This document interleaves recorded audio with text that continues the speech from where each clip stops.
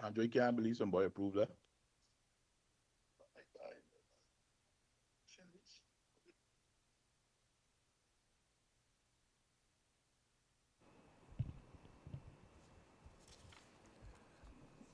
Good afternoon, ladies and gentlemen, members of the media, and those viewing online via the West Indies YouTube channel. On behalf of Cricket West Indies, I want to thank you for joining us for our first quarterly media briefing of 2026. As always, today's session is about transparency, accountability, and charting the way forward for West Indies cricket. Charged with that responsibility this afternoon are distinguished members of the panel. We have our President, Dr. the Honorable Kishore Shallow, our CEO, Mr. Chris Derring, and our Director of Cricket, Mr. Miles Bascom. My name is Randy Howard, PR and Media Manager for Cricket West Indies. And before I invite the members of the panel to address you, I'd like to remind our valued members of the media of the rules of engagement. The Q&A segment will come at the very end, allowing you to make your notes on the information shared during each presentation. For those who have joined via our Share Teams link, we ask that you use the raise hand function and we will automatically be placed in the queue for your questions. Once your name has been called, you can unmute your mic and proceed with introducing yourself by name and associated media house, followed by a limit of 2 questions per individual, whether directed to a specific member of the panel or generally.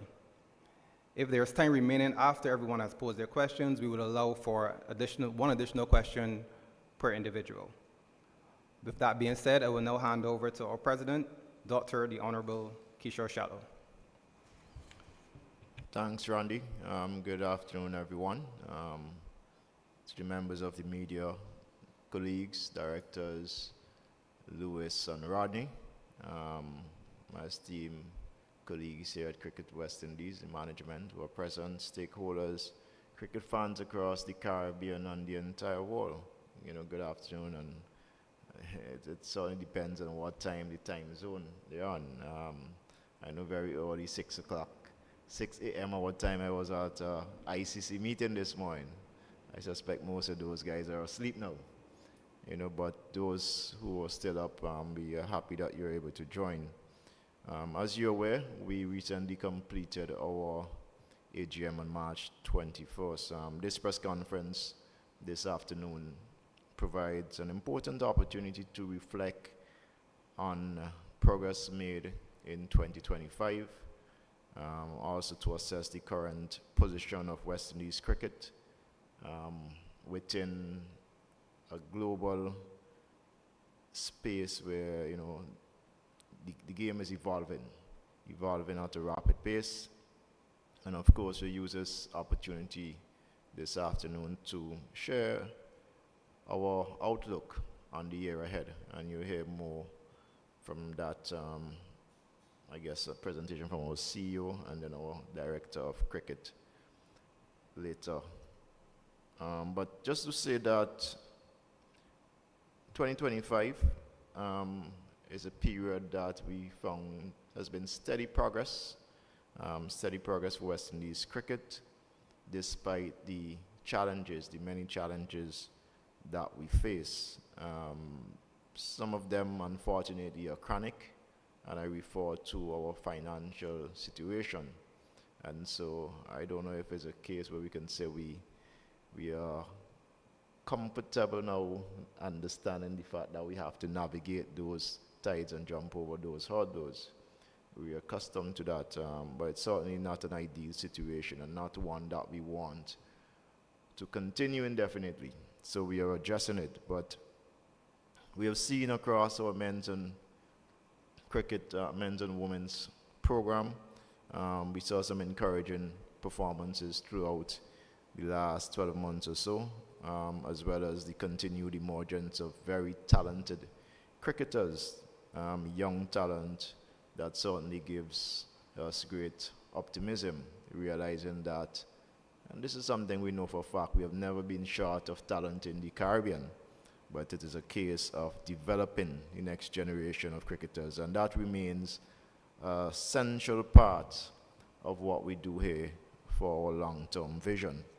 Off the field, we have managed to strengthen key areas of governance and administration, and there have been talks over the years about, changing in governance. I'm pleased to say that we have made some strides where that is concerned, and our administration continues to grow strength by strength.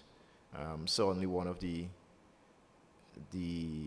additions in 2025 is our CEO, who has hit the ground running. I'm sure staff here would probably, you're probably thinking he has been here for a very long time, much more than 1 year. Recently celebrated 1 year back at Cricket West Indies. But certainly his addition has really bring great value to the organization, helping us to maintain a level of stability.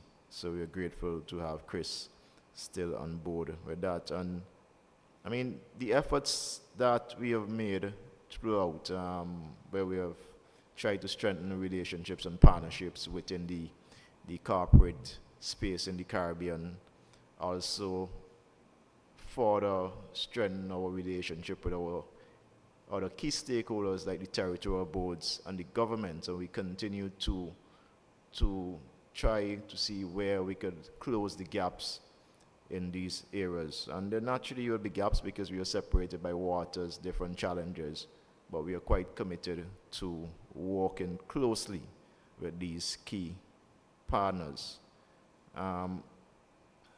And these efforts are necessary because it's only together we could actually ensure that West Indies cricket remains competitive. And it's important that we continue to professionally manage our limited resources in a very prudent way. And certainly by collaborating, we'll see what we consider to be more financial sustainability. With regards to commercial, I think that is one of the areas collectively, and I sure speak on behalf of the board in saying that that's an area that we want to see greater improvement. We need more resources. I think there's an opportunity for us to really do more, extract more out of the regional market and certainly internationally as well. So I think it's clear that there needs to be a greater strategic intervention, a more structured way to our commercial operations here in the region, and so that we could benefit more internationally. And that is something the CEO and I have spoken about, along with senior management up to this morning and yesterday. We have had those discussions. The current position of West Indies cricket, the global cricket landscape, I mean, it continues to evolve. It evolves rapidly, and that is not something we have much control over. The positive side is that it is, the game is growing more attractively. It is clearly more appealing to fans. Even if you look at the last World Cup, you see the association members, how well they are playing, they are competing, and really credit to T20, that format. And so it is going to continue changing. It means that you're going to see more leagues emerging.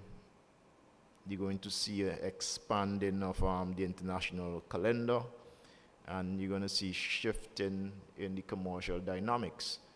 But all this simply means that we have to evolve as well, and we have to adjust.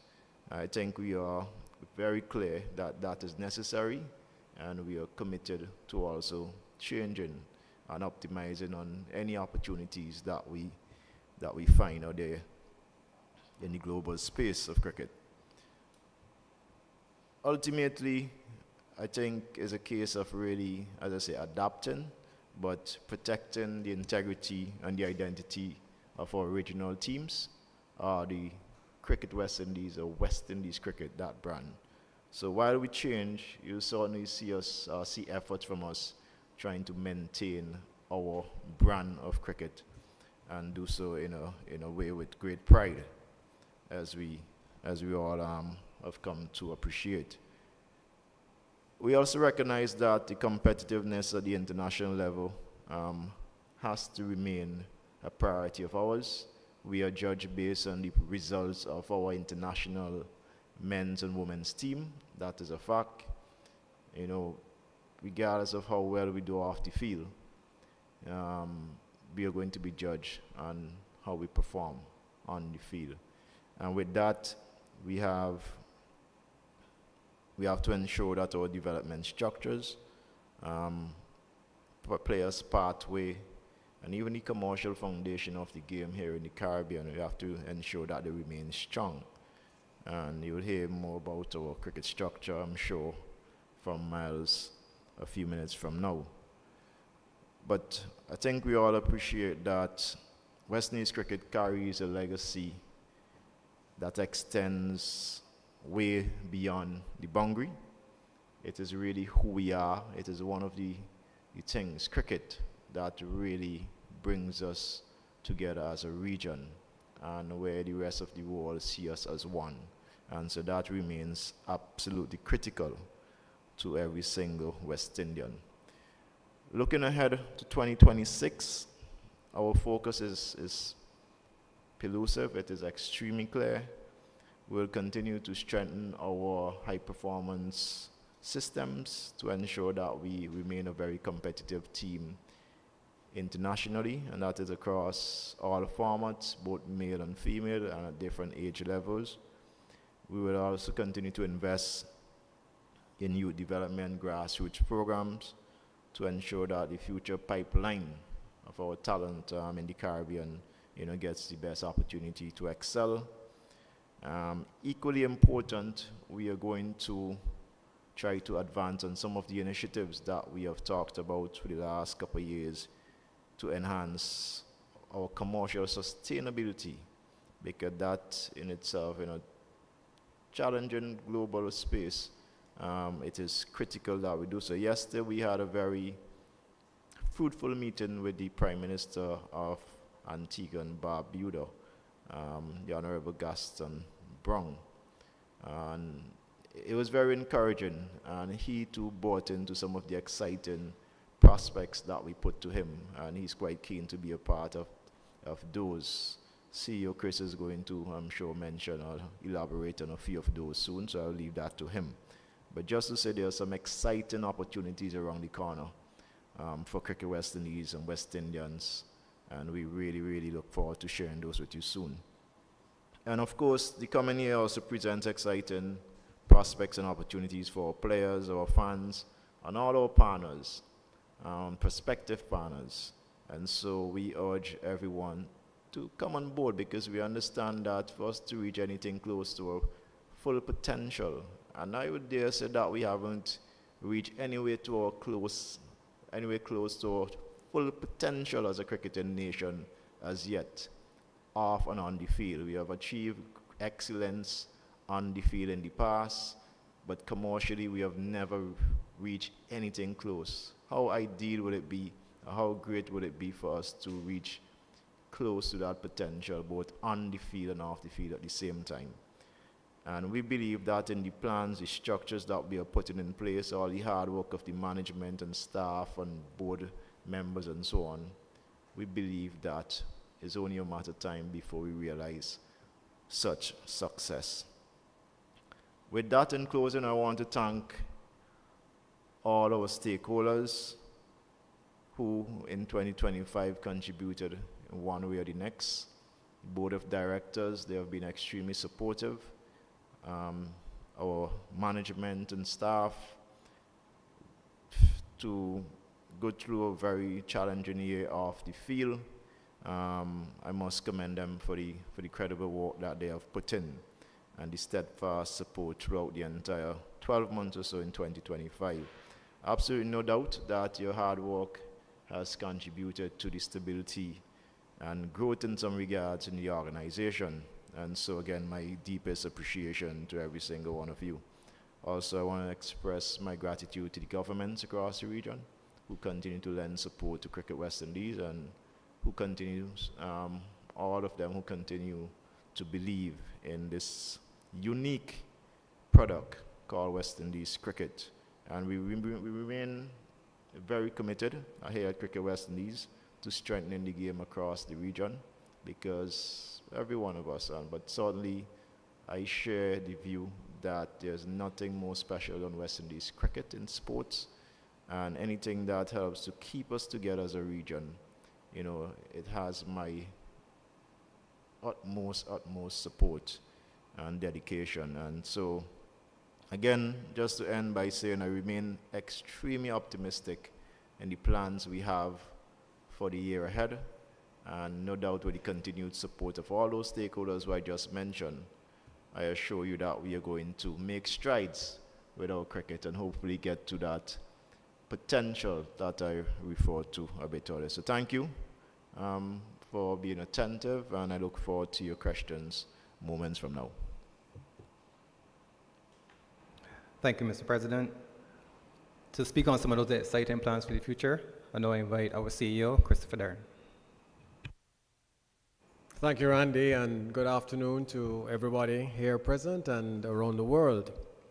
So as President mentioned, it's been a year since I rejoined the Battle of Cricket West Indies and the glorious institution of West Indies cricket. I mentioned in the AGM with our shareholders that if I rejoined a year ago with what I would call innocent, or some might call ignorant enthusiasm, today I sit here with informed enthusiasm. And that's because despite the stormy seas and the rough environment financially that Cricket West Indies is in currently, I actually can see a future that is actually quite bright. And there are actually a number of tailwinds that we are going to have to take advantage of over the coming months and years that I think will reposition West Indies cricket in the manner that we want it all to be repositioned. Despite the inconsistency of our team on the field, it is evident to everybody around the world and ourselves that we still have, and we're still blessed with an enormous amount of natural athletic talent that can compete with anybody in the rest of the world. What we don't have are the facilities. We don't have the production pipeline that can hone this talent from 6 years old all the way through a pipeline of training, of talent, of facilities, of coaches, to give us the kind of end product that can be more consistent. So every once in a while, that raw athletic talent that has been honed somewhat as they have grown in the international world of cricket, you see that come to the fore. And there was no better example than the last T20 World Cup, where we performed quite exceptionally, in my view, and it was clear to everybody around the world that we just have this enormous amount of athletic talent. But there's some things that also remain absolutely consistent despite the inconsistency.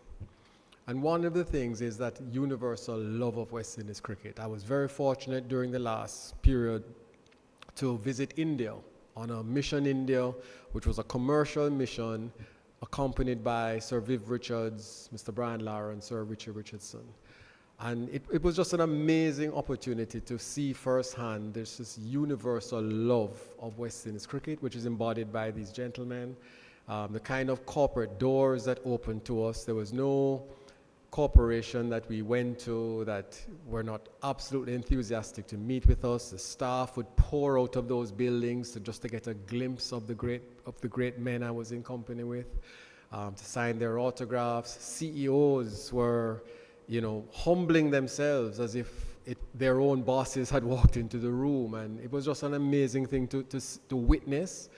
And it is something that was a great reminder for me of the incredible value that our legacy has created for us.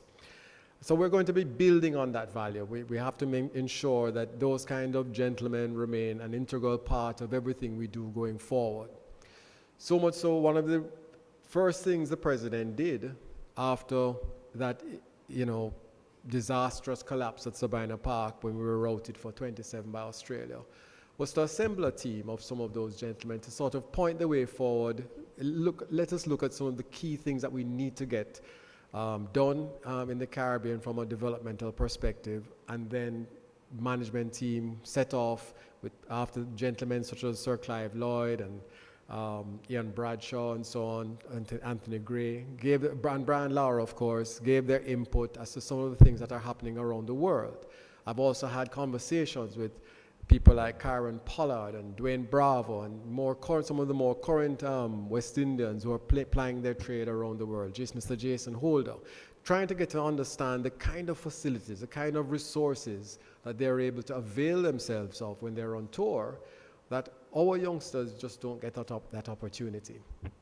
And so if we're blessed with this more enormous talent, what we have to do is to put in place the kind of tools, an entire retooling of our production pipeline to ensure that it's fit for purpose. And as I said, some of the tailwinds that support it is what is happening also in the global sports industry. The global sports industry is today sitting at $2.3 trillion US. The fastest segment, or the largest segment rather, and the fastest growing segment of that global sports industry is sports tourism at 700 billion. Most people automatically think that professional sports would be the largest segment, but it's not. Professional sports makes up just about 6% of the global sports industry. The largest chunk and the fastest growing segment is sports tourism. But it is not just visiting fans and so on that constitute that sports tourism segment. What really has come about as an asset class has been things like high performance centers and academies, where regions such as the UAE have dominated the world of cricket, where the touring teams are scheduling pre-season camps in these places because they have those facilities. Well, unfortunately for our brothers and sisters in the UAE, they now have a war taking place, and the reluctance there, unfortunately for them, is actually an opportunity for the Caribbean. They have established themselves as a hemispheric global hub for cricket and cricket development in that side of the world. Well, it is our intention, along with the government of Antigua and Barbuda, to establish the Caribbean as the hemispheric hub for cricket in this side of the world. And so with that, we are also going to be building out the first true high-tech, state-of-the-art, high-performance center right here in Antigua. We have a 20-acre property that we have gotten 100% control of this year, and we're going to make that happen starting this year. So construction of that will start this year. Our plans are very advanced, funding is very advanced, and we're going to be doing that.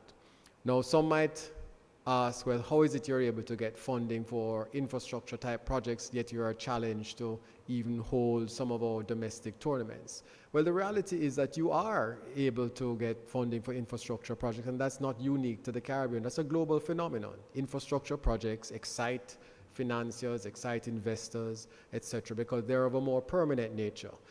People can see what they put their money in physically as a building, as equipment, as training facilities, and so on. But more importantly, apart from the developmental benefits that it brings for Cricket West Indies, it is now an important investment asset class, so that you're now able to exploit that sports tourism market. You're now able to have significant commercial returns that you would not have had before, say, 10, 15, 20 years ago. And so we're going to be utilizing this fact that globally this segment of the world, the segment of the global industry is growing at an exponential rate. In fact, the sports tourism market in the next 5 years is expected to grow to $1.5 trillion. Well, we certainly want to get at least a small piece of that. So we're going to be building out that high performance center. It is going to be equipped with the very latest in high technology for cricket training, etc. It's going to be available not just for the West Indies team, obviously, which is our first port of call, but for teams around the world to come here and train and develop. That includes a sports science lab. It includes recovery and relaxation and wellness facilities that can be used by other professional teams outside of cricket. So that's just one example of how even whilst we have stormy seas and there are headwinds in terms of the global cricket industry, there's still some tailwinds that can give us impetus, that can help us with both our cricket developmental needs and our commercial aspirations. Looking ahead, we also have to, re-engineer our domestic tournaments and our domestic seasons. There are some very important developments that we need to now incorporate in those seasons. One, of course, are the emergence of multi-sport tournaments that gives an opportunity for individual countries or individual nations to parade their countries on the global stage. And of course, any resource that is pumped into those at a national level will obviously redound to Cricket West Indies at an international level. So we have the Pan Am Games and the Pan Am Games qualifications process that we're going to have to navigate and incorporate into our domestic seasons. We have the Olympic qualification process that we're also going to have to incorporate into our domestic seasons. And therefore, we are going to have to re-engineer everything, the way we do everything on a domestic level to incorporate these two tournaments. But secondly, we have to find a much more cost-efficient, a much more productive way how we spend our money on domestic tournaments. And I'm been challenging our cricket area to come up with new ways that we can both save money and make those tournaments much more productive. And that is going to include the incorporation of technology. It's going to include just a new way of how we look at these tournaments and their effectiveness and impact, given the global context and also given our own financial situation at present. So we're looking at all of that, and if you just think about how our domestic tournaments have evolved year after year and why it's time to just have a serious relook at it and restructuring.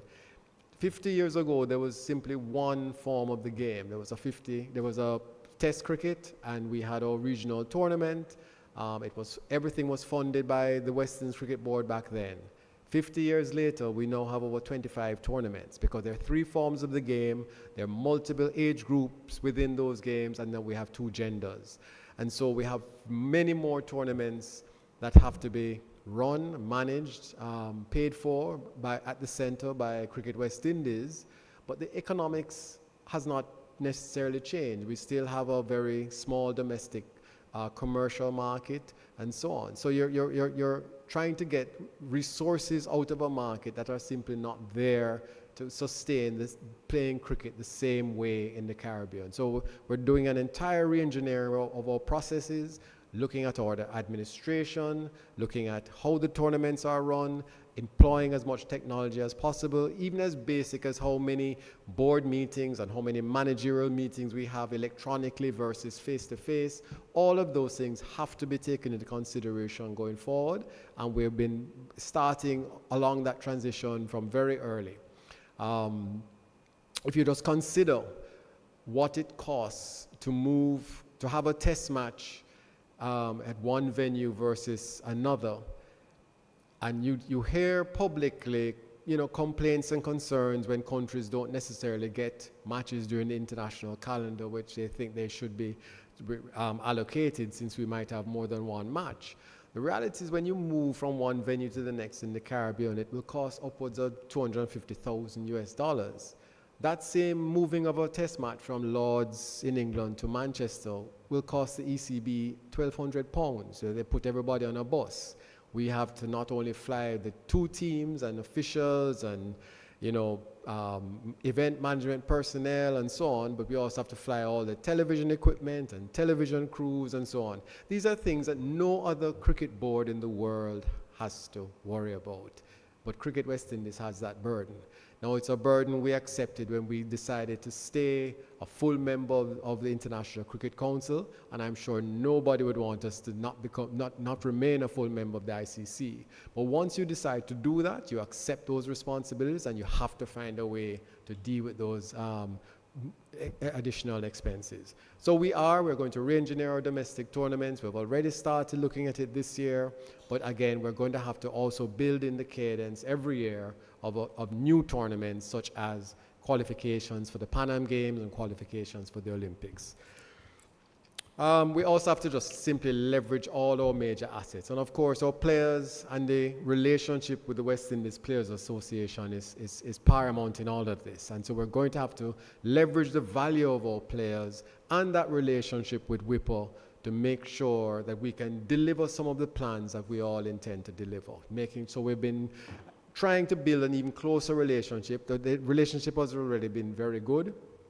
But I've certainly been making sure that we stay in constant touch with Whipple. They feel comfortable to pick up the phone and call any member of management to give their concerns or voice their opinions on things, which we take on board. And they've also been very, very helpful in terms of even suggestions that maybe publicly, they may not want to stand up behind, but certainly in private, they would give us suggestions that are extremely helpful because at the end of the day, the West Indies cricket is what is important to them, just as it is to us. Finally, I'd just like to say that, coming back 1 year later, I'm not starting from scratch. That's the good news. There's been a significant amount of work put in by previous administrations, previous boards, that has left this current management team with the kind of assets that we can work with. It was a great foresight that previous boards and previous administrations would have acquired this 20-acre property here at Coolidge. The kind of structure that has been put in place, I never left 18 years ago in terms of a management team, the kind of professionals that have been hired, the organizational structure. As I said, that first onboarding process when I came on board, it was as good as any major corporation that I've ever worked with. And so that is a credit to previous boards and the current board as to how they see the business of West Indies cricket. And that has left us with assets and a way forward that I think is very doable. So I'm very enthusiastic, as I said before, and I look forward to the continued support of the Caribbean, the media, the staff, my colleagues, and of course, the President and the Cricket West Indies Board. Thank you. Thank you, Chris. And of course, both Chris and the President would have mentioned about the structure of cricket going forward from 2026 and beyond. And to discuss that and share some insight where that's concerned is our Director of Cricket, Mr. Miles Bascom. Thank you, Randy, and good afternoon to all present in person and online. I'd like to start with a bit of a review of our World Cup performance. While the standings show that we probably haven't moved the mark based on our 2024 performance, I think everyone watching would have seen a very spirited West Indies team. Definitely coming out of our group stages, we topped the group, and those performances were quite demanding and domineering. So that definitely is a credit to the management team and, of course, the players. We have started our formal reviews. The nature of the international calendar is such that as soon as one of these international events finishes, there is a next one pretty much on your doorstep. So we have in 2027 the ODI World Cup, and in 2028 the next T20, Men's T20 World Cup. So we have to start our preparations as soon as possible.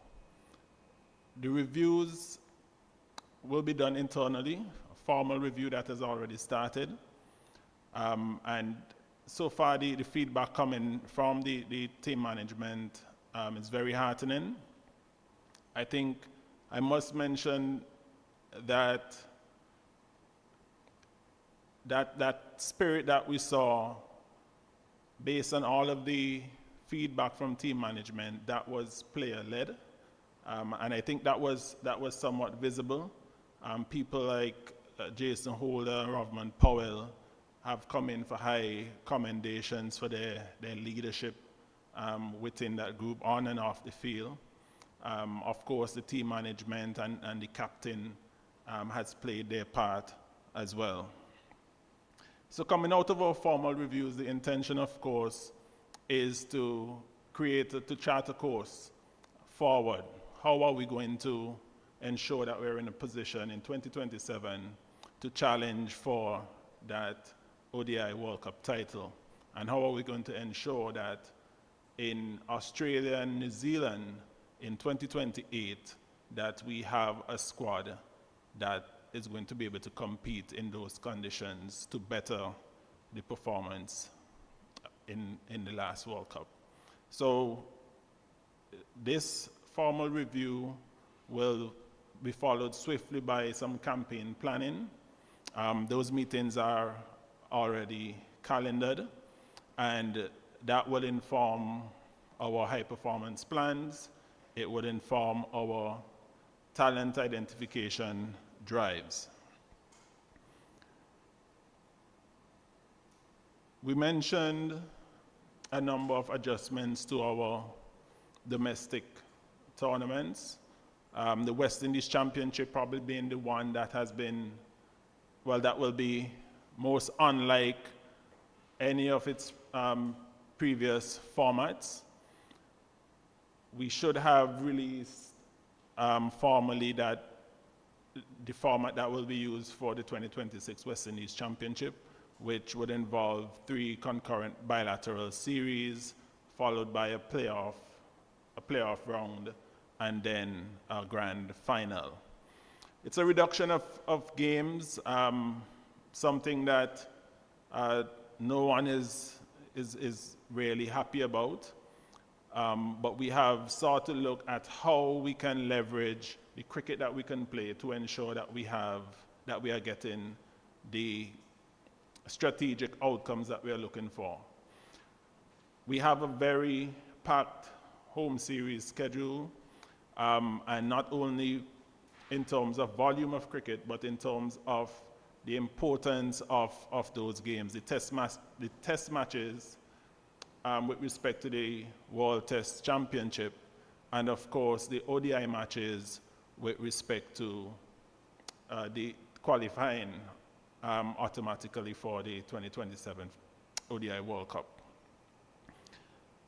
So in light of the changes that are being made to the West Indies Championship, we have sought to ensure that we can get our strategic objectives met. One of the things we are exploring is the use of some ball tracking technology to support our talent identification personnel. We are also going to bolster that tournament by ensuring that we have intense preparation camps. We are also going to ensure that we are managing quite carefully our, what I would say, our premier assets, our fast bowlers. I think we've learned a very important lesson in the back half of last year, where we were missing both Josephs due to injury.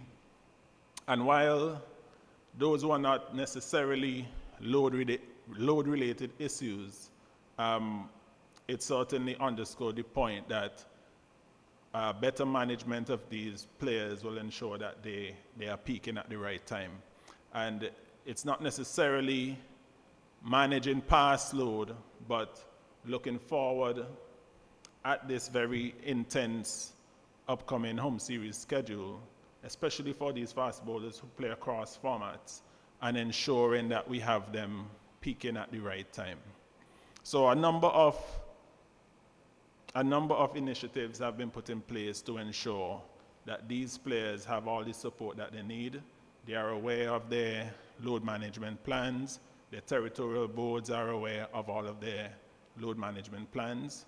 And we will continue to track their progress to ensure that they are peaking at the right time and in the right formats. Looking out to 2026, we are going to place a greater focus on our high performance program.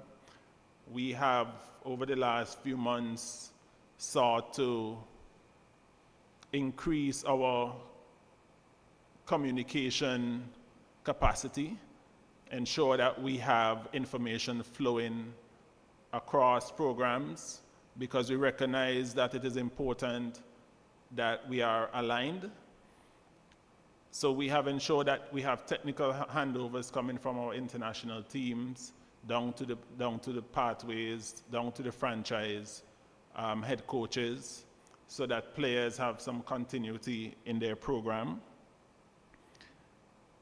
We will implement high performance initiatives, focus across our various objectives, planning for 2027, planning for 2028, talent identification drives related to those tournaments. Once we have identified any deficits in skill sets, we have planned to ensure that we have players getting opportunities to stake a claim for those positions.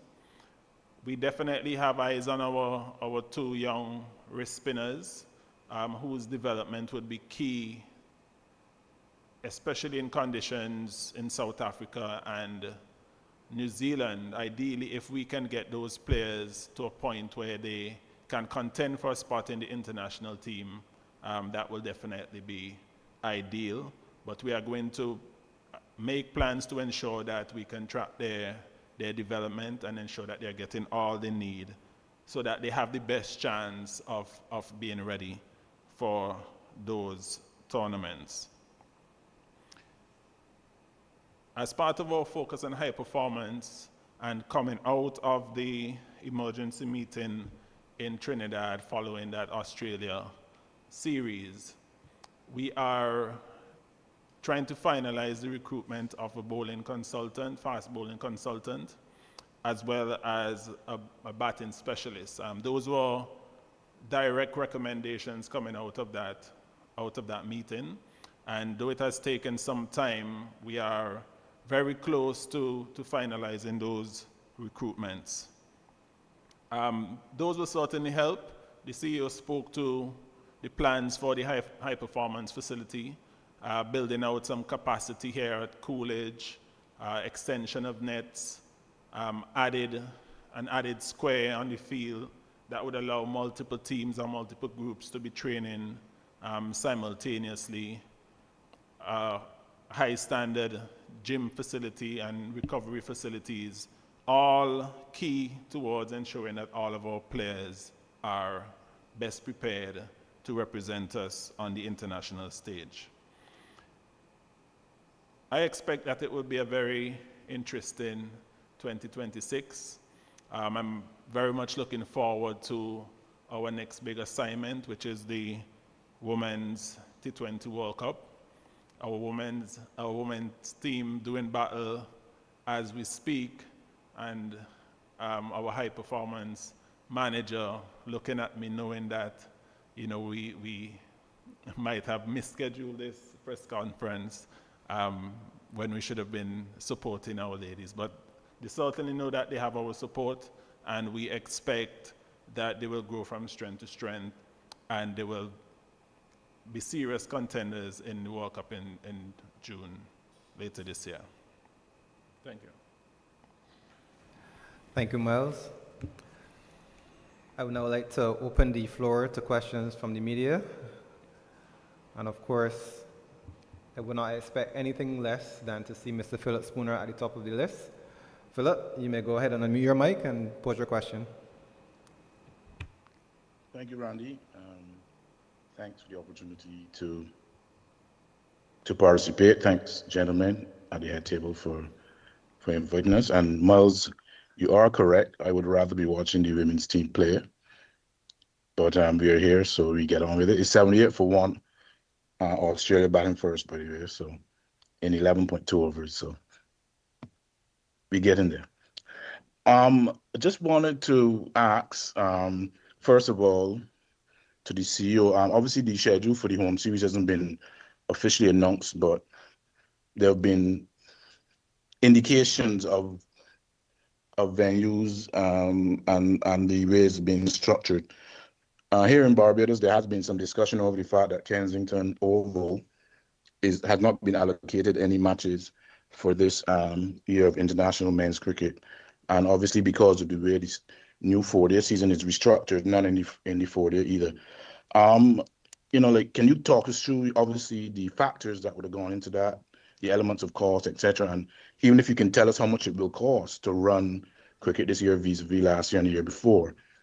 And then from Miles, you made a rather interesting point about preparation for 2027 50 over World Cup. Last week we dropped behind Bangladesh, so we're now not in the automatic qualification slot, even though there's a year to go. Can you talk us a little bit about how you're gonna get the team up and running to earn one of those automatic spots? Because we know in 2019 we barely eased in, and then in 2023 we didn't get in, which caused a lot of which was quite disheartening. So can you tell us, like, what is the master plan to ensure that we don't got to go to qualifiers again, because qualifiers are, as we all know, cutthroat? Thanks very much. Thank you, Philip. So the allocation of matches in any given year can sometimes be, I guess, a bit of a misconception. Allocation of matches can't be looked on in any single year. It's really, you have to look on a 4-year cycle, which is how the world cricket operates. It's a 4-year FTP.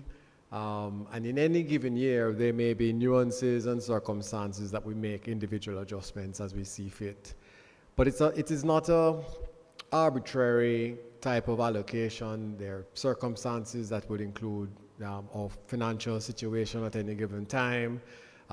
It includes actual costs of hosting any event, etc., in a particular country, which again, in and of itself, can vary from series to series. If you have a series, for instance, where matches are strictly in the Eastern Caribbean, then those particular airlift costs will be X. But if you then include Jamaica in a particular series where there may not be enough resources, then those expenses are going to be greater because you're traveling greater distances. In some countries, there are higher security costs than others. In some countries, there are higher catering costs than others. So every year we have the challenge of pulling together, and in some cases, visiting boards have a preference as to where they like to see their teams play. And in some cases, we have strategic objectives in terms of types of pitches and so on, depending on the opposition, and we want to be competitive there. So it's always going to be a hot debate and a very inclusive debate, looking at all the pros and cons of every venue, for every match, for every series. And in any 4-year cycle, we try and make sure that all the venues of the Caribbean get some kind of allocation that justifies the fact that their governments have invested significantly in these venues. So I hasten to respond to any questions really about any particular year, because I do know that if you look across any 4-year cycle, and certainly Barbados would have had more than their fair share of matches, test matches against England that, for instance, Jamaica would have loved to have been a part of, and so on, or Dominica would have loved to have been a part of.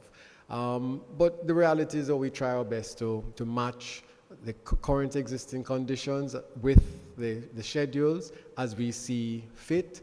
We try and be impartial, we try and be fair to everybody, but at the end of the day, there's always going to be a limited number of matches in any single year, and an exponential amount of venues that are available. There are places like the United States and Broward County that are upset that they aren't involved this year in this particular series. Now, yes, I know they're not a part of West Indies cricket, but when you think about the Caribbean diaspora in South Florida alone, we consider the Caribbean diaspora very important to us as well. And they have been deprived of any cricket this year in this particular case. So that is our response. We just have to keep those venues that are hosting, we hold their feet to the fire to make sure that they deliver on the product. And Barbados will certainly be hosting in next year and the future years to come. So, President. Yeah, thanks, Chris. Just to compound what the CEO just said, the reality is Barbados has and will continue to be a preferred hosting venue in the Caribbean. We understand and appreciate fully the traditional value that Barbados has played and added to West Indies cricket. And we know that there are teams who love playing in Barbados and will continue to exercise, on our end, whatever and explore whatever possibilities there are to host games in Barbados. But in a year where we are obviously trying to reduce our expenditure significantly, we had no choice than to host these matches elsewhere and come up with the structure and format that we have come for international cricket and regional cricket. And every year, the reality, and as Chris rightly alluded to, there are countries and stakeholders who are going to be disappointed and that is probably one of the positive sides, that everyone still wants to host West Indies matches. That is something that we are happy about. And again, we'll continue to engage our stakeholders, our directors, governments, and to see how we could host matches at their venues that they have invested so much in over the years. But as Chris said again, next year we host India. The following year we host England, and we're sure that Barbados will be strongly considered to host matches there as part of our 4-year cycle. So it's unfortunate that the Barbadian public will miss out on international cricket this year. Of course, they have CPL and they have the big CPL finals this year in Barbados. So still a lot of really competitive and exciting cricket will be there in Barbados in 2026. If I could follow up on that quickly. So you mentioned the region that West Indies is hosting England and India in the coming cycle. Obviously, the next FTP hasn't been finalized yet because of the present challenges, but can you shed a little bit of light on the number of matches we'll be hosting when the quote-unquote big two come to the region? Yeah, Philip, we are in the process of finalizing those. Soon as we have completed that process, we'll be sure to inform you and the rest of the public. I'll let Miles respond to your other question now. Thank you very much indeed. Appreciate it. Thanks, Philip. In terms of a master plan, we will just aim to control the controllable. So we have some control over our fixtures. We have discussed and agreed with New Zealand to add a couple of ODIs to that series that we will host. Bangladesh has a somewhat friendlier lineup of fixtures. Again, something we have no control over. We have 8 one-day international matches between now and March 28th, which is the cutoff point. All of those teams outrank us in ODI cricket, which is an opportunity. It means that any victories against these teams would certainly help our cause in terms of automatic qualification. So that is what our plan would be, to ensure that we are as prepared as we could be so that we can maximize these 8 matches and get as much points as we can to try to secure automatic qualification. Are you nervous though that we might have to go to qualifiers, or are you confident that they can nail it and get in automatically? Well, I'm confident that we will be very prepared, and judging from what I've seen coming out of the World Cup and the work that we will do to try to maintain that momentum, I'm sure that we will maximize these 8 matches. If that isn't good enough and we have to go to the qualifiers, we will certainly go there and represent the region and get ourselves into the World Cup. So no, I'm not nervous, Philip. Thank you, Philip. We have to move Thank on you to very the much. next question. Thank you. Mr. Dennis Health. Yes, good afternoon. It's Dennis Heath. I have 3 questions for the panelists, and I'm wondering if you prefer that I give them all at once or do them separately. You can start with 2 of them, and then we can go from there. All right. First, we have so Mr. Shallow. He said that plan for the year ahead. Does the plan for the year ahead include the breakout league? And second question to Mr. Deering. He said, we have the Olympic trials coming up. What is CWI position on the qualification steps regarding Cricket West Indies? Thanks, Dennis. With regards to the breakout league, earlier in the year we were forced to reschedule it because of the financial burden or cost to Cricket West Indies. We thought of cancelling it altogether for this year, but we decided to postpone that decision and still explore the option of having it. Of course, we are open to and exploring partnership if we find someone in the corporate space, whether in the region or internationally, who will be willing to meet us halfway to host that tournament, because we understand how critical it is to host the breakout league to expose our young talent. So we're still exploring those opportunities. Hopefully, we find a partner. In the absence of that, it'll be difficult to have it this year. What we have also explored and discussed is that it may be a case of practically we'll be only able to host the breakout league every other year or so. But we are there in the market exploring the possibilities, talking to our key partners like CPL and even governments to see how possible it is to host this breakout league later this year. But if not, definitely next year.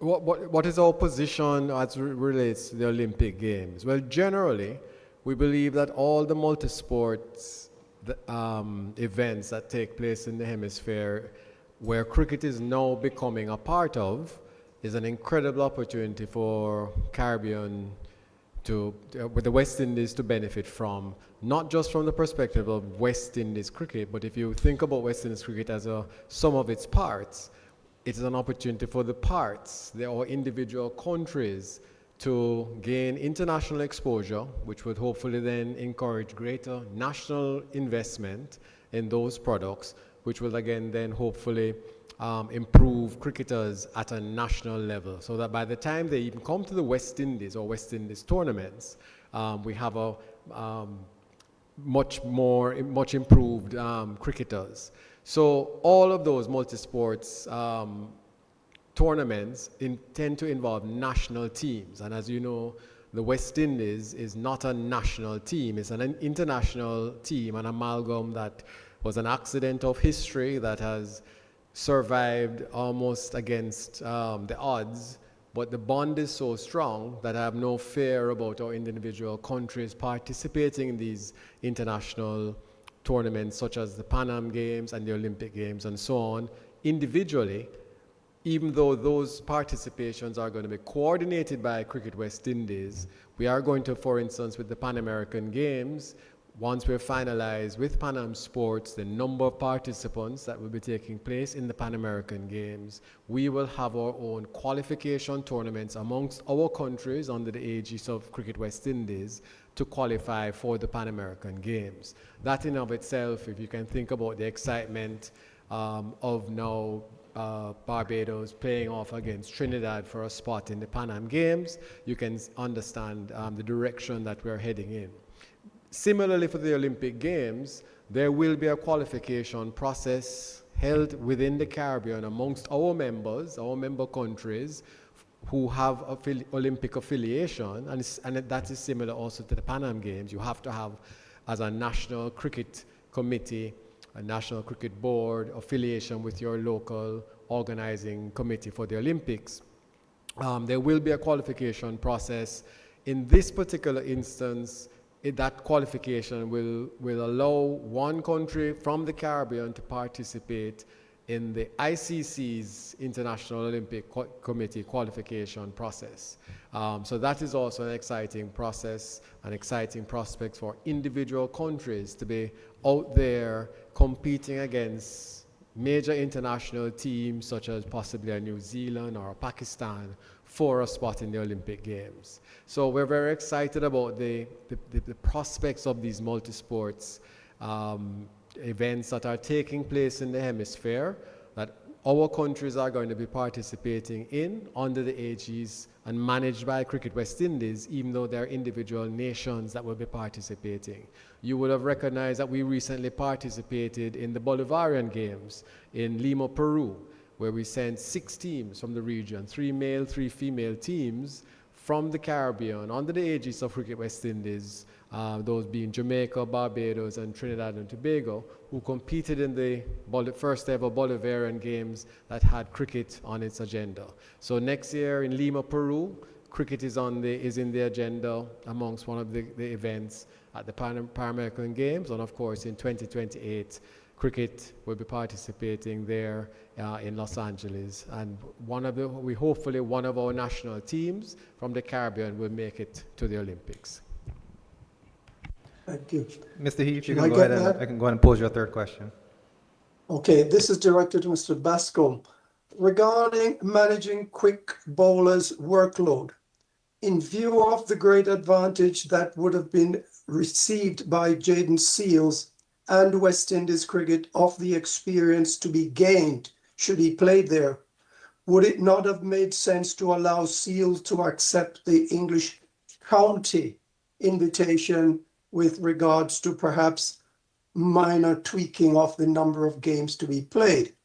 And finally, I must express my disappointment that this media event was scheduled at the exact date and time of the women's ODI match against Australia. Thank you. Thank you, Mr. Heath. Regarding Jaden, I think what is key is that we have to recognize that the West Indies Championship has moved from its usual late January, February start to April 9th, April 12th, thereabout start, right? So that puts it pretty much in direct conflict, at least with the start of the county championship.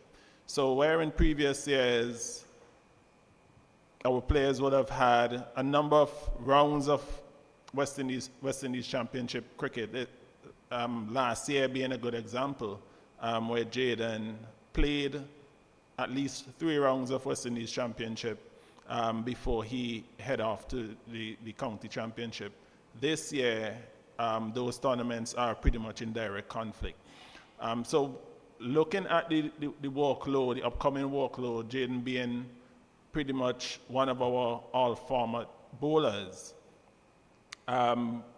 we thought it best that we could manage his workload, still give him the opportunity to participate in high-level first-class cricket in our own tournament, and then ensure that he is prepared for international duty come the start of the home series in June. Next, we'll go on to Caribbean Cricket's podcast, Mr. Marshall Hewitt.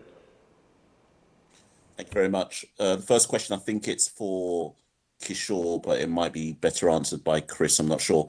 In light of the pending ICC funding renegotiations, I think they're set for 2027 when they have to renegotiate some of their TV rights. How does that affect any potential financial ramifications on West Indies cricket, and how do we maneuver as a cricketing organisation within a wider organisation that currently has a funding model that isn't very friendly to the smaller organizations? Thanks, Marshall. Just this morning, as I mentioned earlier, we had a meeting, as you probably think you're aware that I'm a member of the Finance and Commercial Committee for ICC, and we convened a meeting this morning, and it was confirmed in that meeting that there will be no impact on the members of ICC with, in this certainly in this financial period. So I think we could all rest assured that that won't happen. Obviously, going forward, we'll continue to advocate for a review of the financial model. We do believe, and we have been consistent in saying that we think it could be more equitable, and we'll continue. Chris and I at ICC and other members as well express the same interest. It's for us all to come together at the table and come up with a better formula. So that is something we have said in the past, and we are committed to it. Thank you, Kishore. Chris, I think this one's for you. What are some of the barriers to accessing commercial partners within the Caribbean? You may want to stretch that to outside of the Caribbean, but how do we get corporate Caribbean or more of corporate Caribbean to buy into what we're trying to do in the cricket across the region? Sure. Well, the Caribbean intrinsically has a much higher expense base than probably any other part of the world, simply because you don't have economies of scale. So you have very small island states, countries that have a population of 100,000 people, separated by water, so that you don't have the ability to simply take a bus to the next venue, etc. So that high expense base means much higher than normal tournament costs, and therefore, even if you can get corporate sponsorship, the value of the tournament is not going to equate to the cost of the tournament. The value of the tournament to a sponsor versus the cost of the tournament. So you have a market where you have individual companies that may operate within a single island, but they don't operate across the Caribbean. So those are just some of the barriers you have to realizing the kind of values that would help to offset some of the very high costs of a regional tournament. I'll just use one specific example just to illustrate my point. A regional 2-week tournament, 50 or Super 50, will cost upwards of $3.5 or $4 million just to host that virtually a bare bones type 2-week tournament, by having to fly teams around, the cost of accommodations, player fees, match fees, etc. $3.5 to $4 million. You can count on one hand the amount of companies across the Caribbean who have a marketing budget of $4 or $5 million, and so you'd be asking those companies to put their entire marketing budget into one 2-week tournament in a year. And so that's just simply not feasible. And therefore, we have to, as I said before, we have to really seriously re-engineer how we manage our tournaments, how we operate, how we develop our cricketers, and so on. So that's just an example of the challenges that you have in the Caribbean in finding sponsorships. Of course, you'll be able to find a sponsor, but you will not be able to find a sponsor that can cover the cost of a $4 million tournament. Thank you, Chris. Much appreciated. I don't know if it's a first name or a last name, but I only see the name Lawrence. It's my first name, Lawrence from CaribbeanCricket.com. And thanks for taking my questions. Good afternoon, gentlemen. My first question is for Chris. You mentioned informed enthusiasm earlier in your presentation. And my question to you is, if you could give maybe 4 bullet points of the areas that gives you hope for the financial future of West Indies cricket. Thank you. Well, I thought I mentioned a couple of them, but let me just reiterate. First is the fact that we have a 20-acre property here in Antigua with very substantial assets already in the ground in terms of buildings, infrastructure, etc. That is obviously something, when you have a tangible asset like that, a fixed asset, tangible asset in a wonderful part of the world, you just simply have to believe there's something you can do with it. Secondly, globally, as I mentioned, the sports tourism market is growing exponentially. It is now at 670 billion US dollars. It is projected to grow over the next 5 years to 1.5 trillion US dollars. And one of the fastest growing segments in that category is high performance centers, training centers, etc. Training/educational centers that have grown exponentially across the world. And third, what we have is in such a wonderful part of the hemisphere in terms of our natural assets that we have to exploit.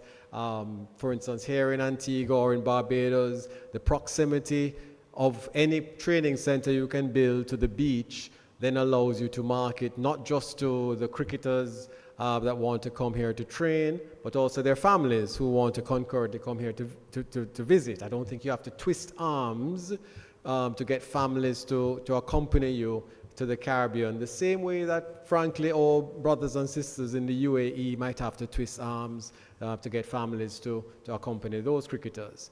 Fourthly is the growth of the sport, cricket itself, in this hemisphere.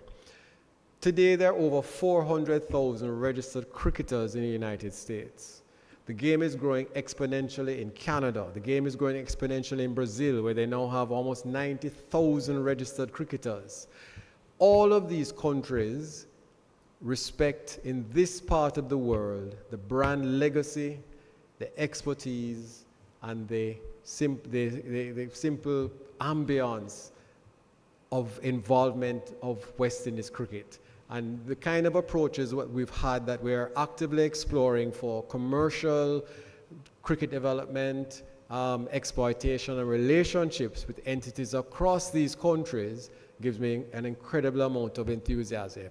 Brand West Indies is very much alive, but more importantly, Brand West Indies is now in a position to commercially exploit a lot of the legacy, a lot of the hero worship that still takes place across the globe. So it's great to look back on the legacy of West Indies cricket, but I do so today not with just nostalgia, but with excitement about the digital possibilities to exploit these assets commercially. Chris, thank you very Lawrence, 1 second. Permit me to add, right?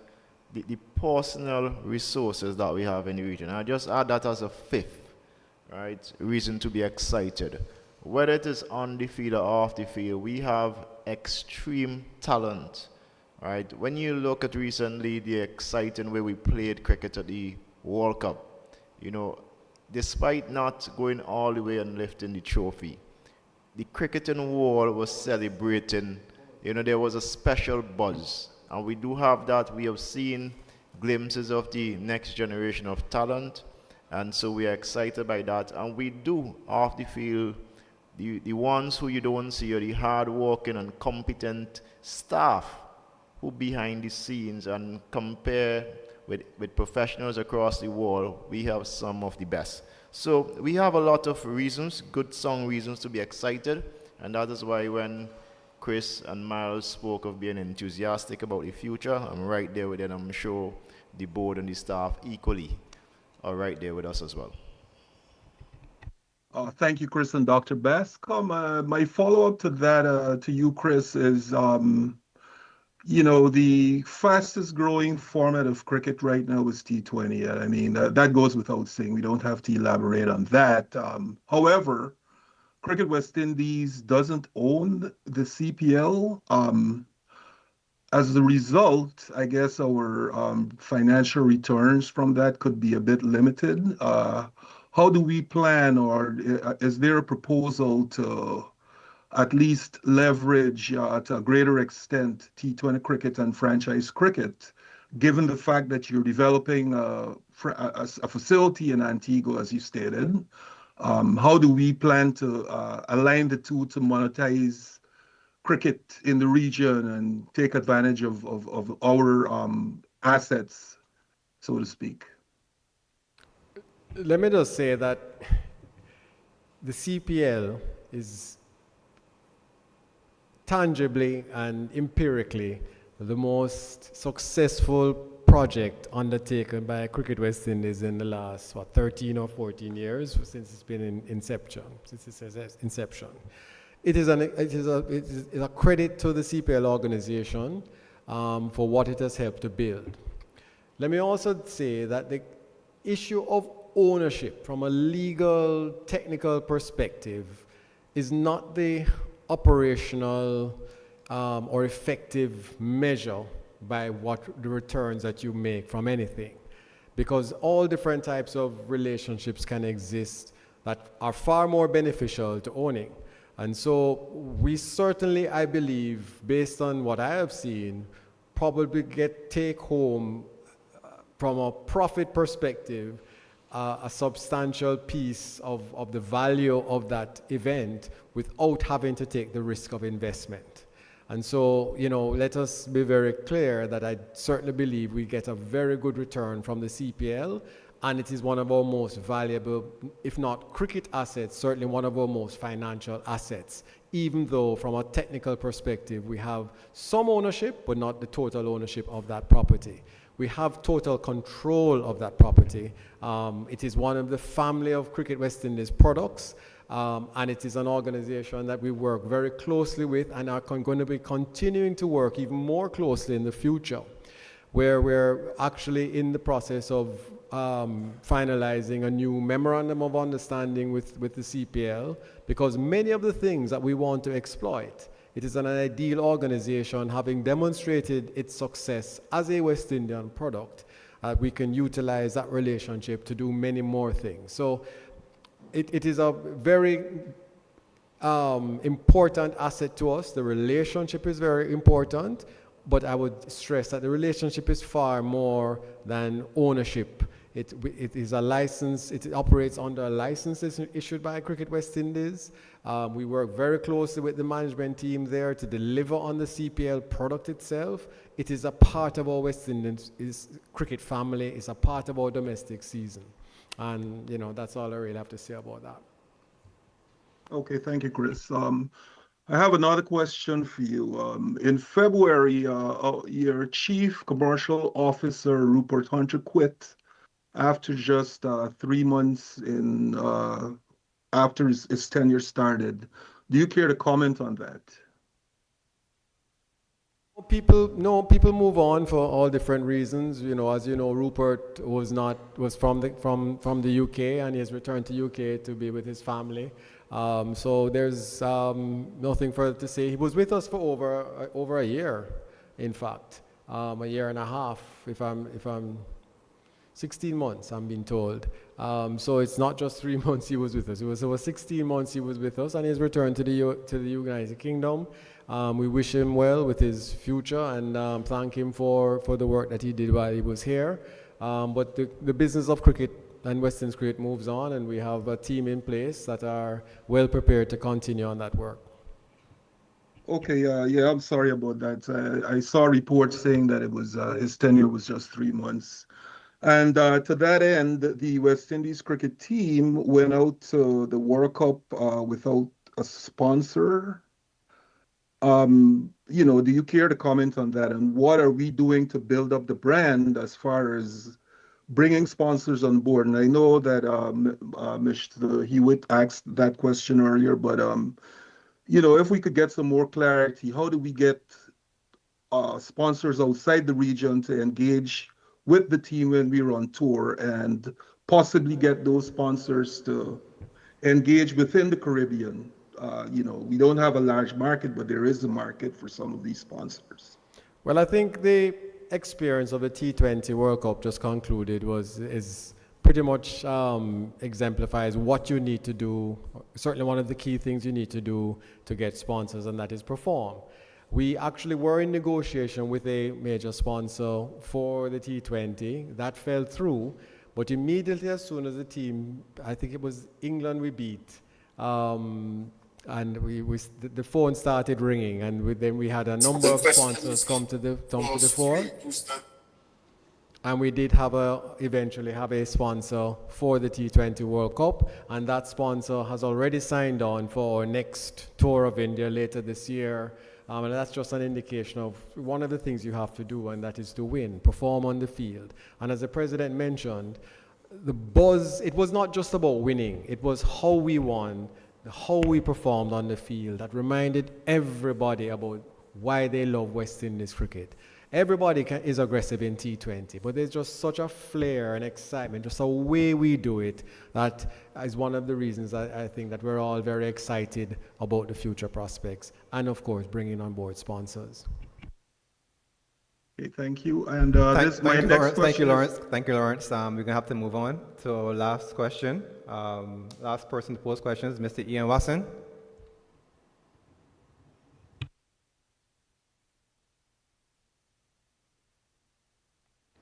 Ian, are you there? Hello, good day. Yes, we can hear you now. Good afternoon, everyone. I joined late, so please forgive me if my question might be redundant. We talked about, well, of course, we know that the West Indies is going through some financial struggles, but I can recall either last year or the year before, CWI signed a multi-million dollar and multi-year deal with, I can't remember the particular name, but I think it was an online gaming company. Just want to know if that deal is still on or if it was cancelled.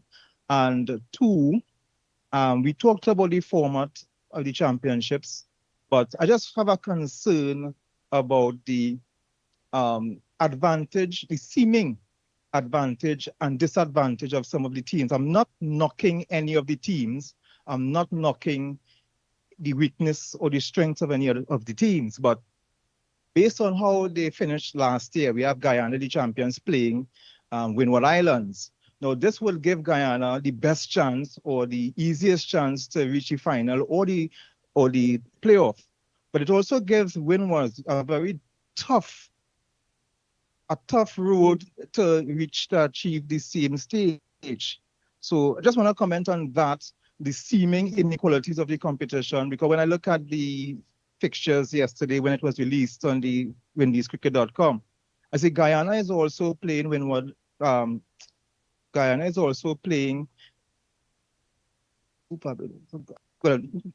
Guyana is playing Windwards in the Antigua as well as Trinidad playing the Leewards in Antigua. So if it's a cost-saving or cost-effective measure, why don't let everybody play in Antigua? Antigua has 3 venues that can host first-class cricket.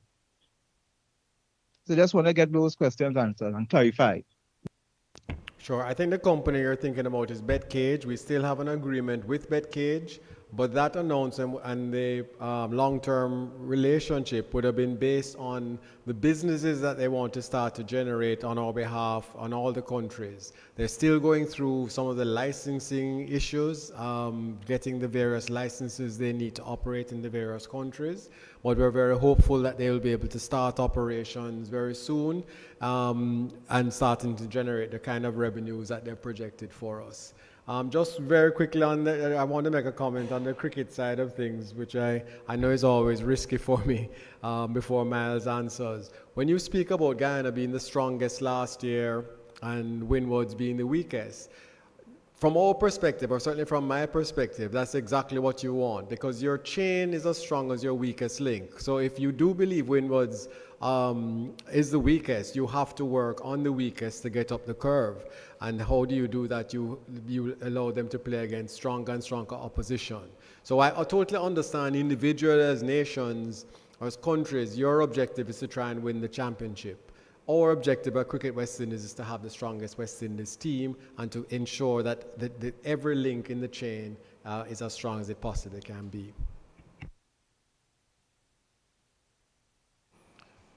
Thank you, Ian. I have to look at my team manager and former Windward Islands captain, Wins, as he hears Windwards being referred to as the weakest. I think it was just about 2 seasons ago, Windwards was second in the West Indies Championship, and you know, they may be not as consistent as Mr. Lewis and I would like them to be, especially when we were playing. But certainly we recognize that we have quality players across all territories, and the win-loss outcome is not a reflection for sure of the quality of the players across the teams. Certainly if we are looking at the preparation for this year's West Indies Championship and you're following any of these trial matches, you will see very convincing performances, I mean, across all territories. The process for seeding was, of course, it's the first time we are implementing this format. So we placed 1 against 6, and that is only based on the standing last year, and we don't take that to be an indication of the strength of the teams this year. It's just a process of deciding who plays against who, and also where those games would be played. So the intention was for the lower seeded team to play at home, and if you want to look at that as sort of balancing the scales in terms of providing a home advantage for the perceived weaker team or the lower ranked team based on the seeding, that was certainly the intention. But as circumstances have it, the Windwards cannot host, and that's the reason why they're playing in Antigua. But we certainly don't think that you know, there is any great distance between teams in the West Indies Championship. We recognize that it is I mean, somebody has to come first and somebody has to come sixth. With regards to everyone playing in Antigua, it is something that we looked at, but we still have the factor of, as you mentioned, only 3 first-class grounds. So when you think about getting to round 2 and round 3, you're talking about playing 8 days of cricket in probably 10 or 11 days. So the quality of the surfaces will start to definitely start to deteriorate, and we wouldn't want that to have a significant impact on the cricket. So we looked at quite a lot of permutations and different possibilities, and we thought that this would be the best way to sort of preserve the quality of cricket and ensure that players had ample opportunities to showcase their skills. If I may add my perspective to this, to the West Indies Championship, I just remind all that the last 2 years we have probably seen the most competitive first-class seasons in a very, very long time. I remember 2 years ago, I think it was down to the very last day, we were able to determine the first 3 positions, and last year was very similar as well. And with that, I want to commend management and the cricket committee, cricket strategy and officiating committee led by Director Enoch Lewis, for coming up with this format, which clearly they understood our financial situation. And when we tasked them to come up with a very competitive format, they came up with this, and we at the board and other management, we do believe that this format that we have for 2026 offers that same level of intensity and competitiveness, and you know, having a final, we haven't had a final in over a decade, the opportunity for final. So though it's less game, 2 less games potentially for most players, they still get to reach and participate in an intense competition to be the ultimate champion. So commendations to you guys, Miles and the other technical heads at Cricket West Indies. And you know, the feedback from a few of the players especially is that they're really looking forward to participating in this year's edition. Mr. President, you can turn your mic back on shortly, because that brought us to the end of our questions for today. And I would like to thank the media for posing their questions and for coming online. And I'd like to turn the mic back over again to our president to deliver the closing remarks. Thanks again, Randy, and thanks to everyone for participating in this afternoon's event. We try our best to keep it very short.